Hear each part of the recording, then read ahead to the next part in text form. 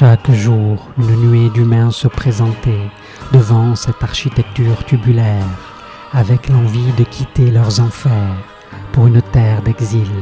un nouvel Eldorado. Ainsi, par millions, ils s'amassaient devant cette entrée puissamment éclairée, à la luminosité apaisante, aux vertus maternelles.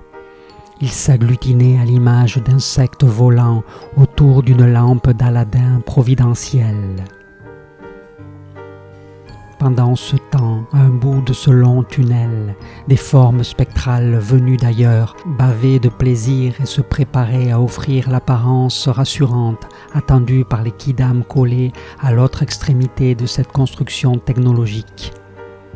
Ces édifications existaient pourtant depuis des lunes sur la Terre, mais ce modèle représentait le nec plus ultra pour le transfert du troupeau d'un point A à un B, avec son aval, son accord à peine extorqué, puisque la ruse faisait partie du marchandage.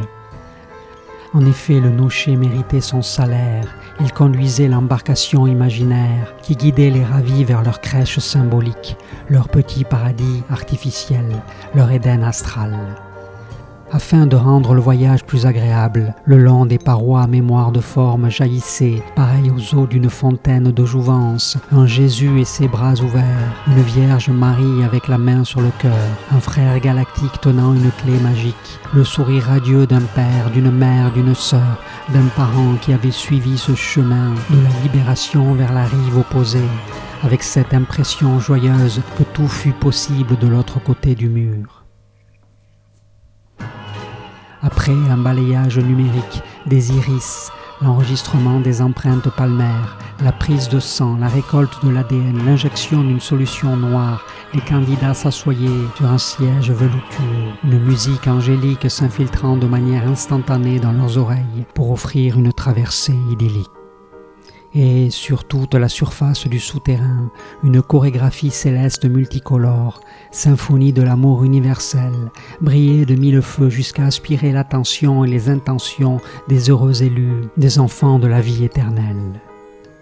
Toujours camouflés, des loups déguisés en agneaux de Dieu scrutaient le moindre agissement avec le dessein de ramener, en un signe d'aménité, quelques égarés qui hésitaient à quitter le plancher des vaches pour toucher à la voie lactée de leurs rêves. Alors tout allait bon train pour déplacer le cheptel d'un champ miné à une prairie luxuriante, sous les hosannas de gentils organisateurs bénévoles qui accueillaient les arrivants, lesquels avaient les honneurs princiers d'un collier de fleurs parfumées autour de leur cou. Après un travelling avant, sous le vernis l'on décelait le cuir craquelé d'un joug et les guidait vers leur demeure à la joliesse d'un village du prisonnier. Cependant, une poignée de réfractaires préférait suivre son chemin intérieur, sa clarté singulière, hors des sentiers battus, et les missionnaires divins la voyaient disparaître, au milieu d'une brume, masquant une frustration profonde, car une partie du repas biblique s'évaporait sans qu'ils ne pussent rien y faire. Sans consentement, pas de firmament et d'énergie sous la dent, pensaient tous les marchands du temple, les agents voués à la maîtrise du jeu de la réincarnation.